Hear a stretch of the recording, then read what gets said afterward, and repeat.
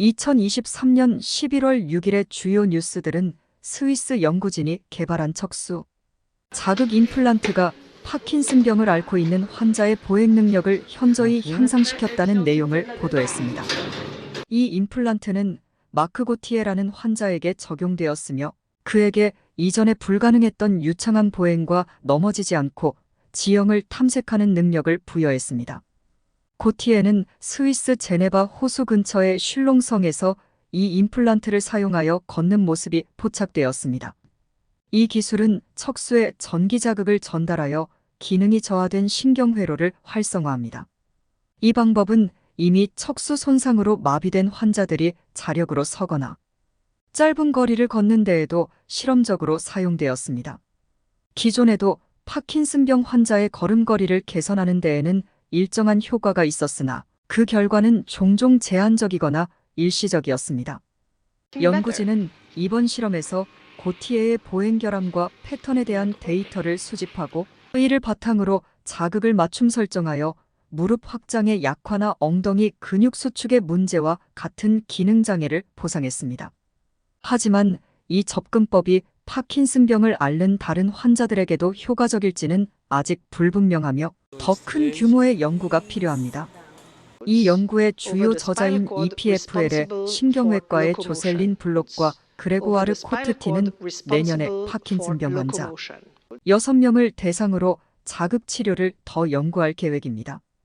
고티에는 이 치료 이전에 걸음을 멈추는 증상 때문에 하루에 5, 6번 넘어지곤 했으나 현재는 그러한 증상이 사라졌다고 합니다. 오늘은 이와 관련해서 파킨슨병의 기초적 이해와 치료 방법, 뇌와 척수 임플란트 기술의 현황과 미래 전망에 대해서 살펴보는 시간을 가지도록 하겠습니다. 1장 파킨슨병의 기초와 현대적 이해. 파킨슨병은 19세기 초 제임스 파킨슨이라는 의사에 의해 처음으로 명확히 기술된 질병입니다. 그는 안정성 떨림 마비 또는 진전 마비 쉐이킹 폴지라는 용어를 사용하여 이 질병의 주요 증상인 근육의 떨림과 운동 능력의 저하를 설명했습니다. 이후 파킨슨병은 신경계 질환으로 분류되며 그 복잡성과 치료의 어려움이 인식되기 시작했습니다. 병리학적으로 파킨슨병은 뇌의 특정 부위인 흑질의 도파민 생성, 뉴런의 소실과 이로 인한 신경전달 불균형으로 특징 지어집니다. 이는 떨림, 근육의 강직, 운동 속도, 저하, 그리고 보행 불안정성과 같은 주요 증상들로 이어집니다. 또한 이 질병은 루이 소체의 축적과 밀접하게 관련되어 있습니다. 진단 측면에서 파킨슨병은 주로 임상 증상과 환자의 병력에 의존합니다. 최신 영상 기술, 예를 들어 뇌의 도파민 수송체 스캔은 진단을 보조하는 수단으로 사용되고 있지만 확정적인 진단은 여전히 도전적인 부분이 남아 있습니다. 치료는 주로 증상을 완화하는 데 초점을 맞춥니다. 레보도파와 같은 약물은 도파민 수준을 증가시켜 초기 단계에서 효과적입니다. 그러나 시간이 지남에 따라 이러한 치료법의 효과는 감소하고 부작용이 증가합니다. 이에 따라 더 혁신적인 치료 방법이 연구되고 있는데 그중 하나가 뇌자극 임플란트입니다. 이렇게 파킨슨병의 복잡성은 연구자들에게 많은 도전을 제시합니다. 이 질병의 근본적인 원인을 이해하고 보다 효과적인 치료법을 개발하기 위해서는 지속적인 과학적 탐구가 필요합니다. 현대 의학과 기술의 진보는 파킨슨병 치료에 새로운 가능성을 열고 있으며 이는 미래에 더 나은 환자 치료로 이어질 수 있는 길을 제시하고 있습니다. 이장 깊은 뇌 자극 DBS과 파킨슨병 혁신적인 치료의 여정. 깊은 뇌 자극 이학. DBS는 파킨슨병 치료에서 혁신적인 전환점을 마련한 기술입니다. 본질적으로 뇌의 특정 부위에 전기 자극을 가함으로써 신경 활동을 조절하는 이 방법은 파킨슨병의 복잡한 증상들에 대한 새로운 이해와 치료법 개발을 가능케 했습니다. DBS는 뇌의 특정 부위에 전극을 심고 이를 통해 조절 가능한 전기적 자극을 제공합니다. 이는 뇌의 비정상적 신경활동을 조정하여 파킨슨병 환자가 겪는 떨림, 경직, 운동 조절 상실 같은 증상들을 완화시키는 역할을 합니다. 이 기술은 뇌의 복잡한 네트워크를 이해하고 이를 치료에 활용하려는 노력의 산물입니다. TBS는 다양한 임상시험을 통해 그 효과가 입증되었습니다. 특히 약물 치료만으로는 충분한 효과를 보지 못하는 중증, 파킨슨병 환자들에게 눈에 띄는 개선을 보여주었습니다. 이 치료법은 환자들의 일상생활 능력을 향상시키고 삶의 질을 개선하는 데 중요한 역할을 하였습니다. 현재 TBS는 더욱 정교하고 효율적으로 발전하고 있습니다. 연구자들은 더욱 정밀한 전극 배치와 개별 환자에 맞춤화된 자극 프로그램을 통해 치료의 효과를 극대화하고자 합니다.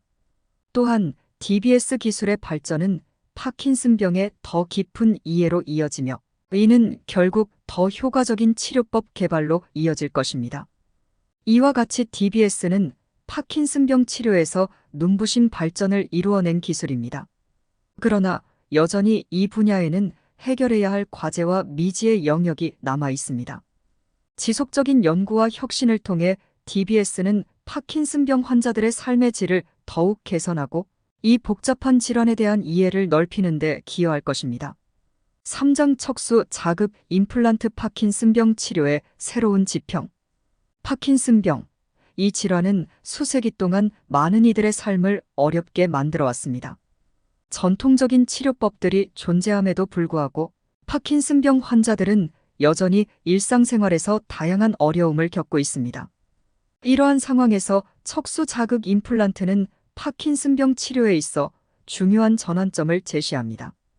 이 기술은 척수에 전기적 자극을 전달하여 보행과 같은 기본적인 운동 기능을 개선하는 것을 목표로 합니다. 최근 네이처지에 보고된 스위스 연구진에 의한 연구 사례는 이 접근법이 파킨슨병 환자들의 보행 능력을 현저하게 향상시킬 수 있음을 보여주었습니다. 척수 자극 임플란트 기술은 척수의 특정 부위에 전기적 자극을 제공함으로써 마비된 신경회로를 재활성화하는 원리를 기반으로 합니다. 파킨슨병 환자의 경우 이러한 자극이 보행과 관련된 신경 경로를 활성화시켜 보행 능력을 개선합니다.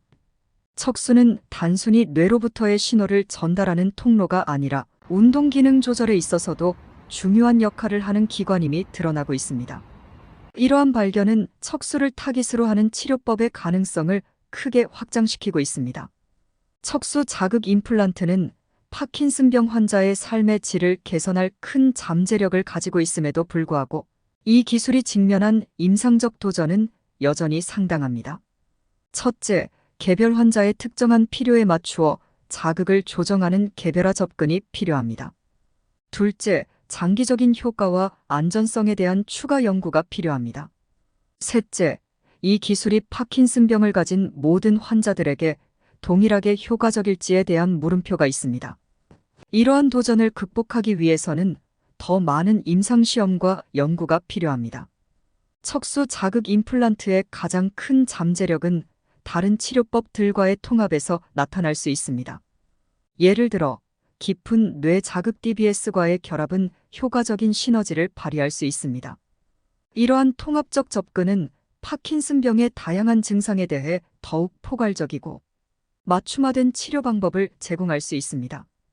이와 같이 척수 자극 임플란트는 파킨슨병 치료 분야에 새로운 희망을 제시합니다. 이 기술은 환자들의 삶의 질을 개선하는 데 중요한 역할을 할 수 있으며 앞으로의 연구와 개발을 통해 더욱 효과적이고 널리 사용될 수 있을 것입니다. 이러한 혁신적인 접근은 파킨슨병 환자들에게 더 나은 미래를 선사할 수 있을 것입니다. 4장 통합적 접근 뇌와 척수 자극 임플란트의 결합. 파킨슨병 치료 분야에서 뇌자극 임플란트와 척수 자극 임플란트의 결합은 획기적인 가능성을 제시하고 있습니다. 이 통합적 접근은 단순히 두 기술의 합이 아니라 서로 다른 메커니즘을 결합하여 파킨슨병의 복잡한 증상에 보다 효과적으로 대응하는 새로운 치료 방법을 의미합니다. 깊은 뇌 자극 DBS는 파킨슨병의 일부 증상, 특히 떨림과 강직에 대해 효과적이지만 보행장애와 같은 다른 증상들은 충분히 다루지 못합니다. 반면 척수 자극은 보행과 같은 운동 기능 개선에 초점을 맞추고 있습니다.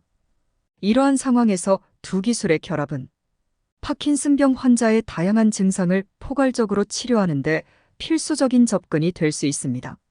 이렇게 뇌와 척수 자극의 결합은 두 시스템 간의 시너지를 창출하여 치료 효과를 극대화할 수 있습니다. 이는 뇌의 신경회로 조절과 척수의 운동 기능 향상을 동시에 이루어 파킨슨병 환자의 삶의 질을 크게 향상시킬 수 있습니다. 또한 이런 통합적 접근은 개별 환자의 증상에 따라 맞춤형 치료를 제공하는 가능성을 열어줍니다. 이러한 통합적 치료 방법의 잠재력을 실현하기 위해서는 광범위한 연구와 임상시험의 수행이 필수적입니다. 현재로서는 이 접근법이 모든 파킨슨병 환자에게 효과적일지 또 어떠한 부작용이 있을지에 대한 명확한 답이 아직 없습니다. 따라서 향후 연구에서는 이러한 점들에 대한 체계적인 분석이 요구됩니다. 이렇게 뇌와 척수 자극 임플란트의 결합은 파킨슨병 치료에 있어서 혁신적인 전환점을 제공할 수 있습니다. 이 통합적 접근은 기존 치료의 한계를 넘어서 환자들에게 새로운 희망을 제공하며 이를 통해 우리는 파킨슨병 치료의 새로운 장을 열 수 있을 것입니다. 5장 임플란트 기술 윤리적, 사회적, 경제적 고려사항. 뇌 및 척수 자극 임플란트 기술은 파킨슨병 치료의 새로운 지평을 열었지만 이와 동시에 중대한 윤리적 질문들을 제기합니다. 첫째, 환자의 자기 결정권과 정보에 기반한 동의에 문제가 있습니다. 신경과학의 이러한 발전은 환자의 삶에 극적인 변화를 가져올 수 있으며 그들이 이러한 변화를 완전히 이해하고 수용할 수 있도록 하는 것이 필수적입니다. 둘째, 장기적인 부작용과 건강 위험에 대한 충분한 연구가 필요합니다.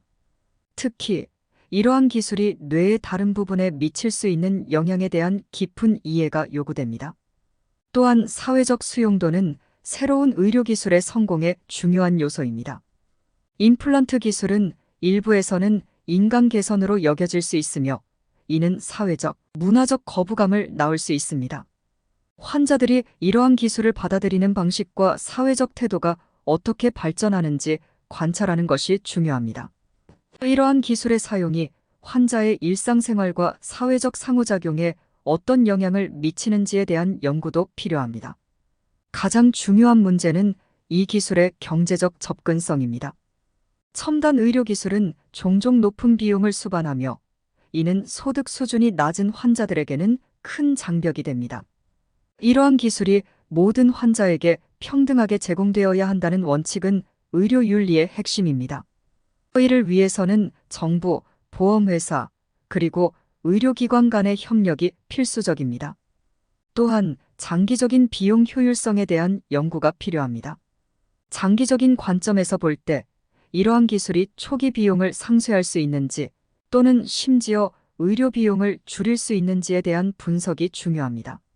이렇게 뇌 및 척수 자극 임플란트 기술은 파킨슨병 환자들에게 새로운 희망을 제공하지만 그것을 책임감 있게 도입하고 사용하기 위해서는 윤리적, 사회적, 경제적 측면을 면밀히 고려해야 합니다.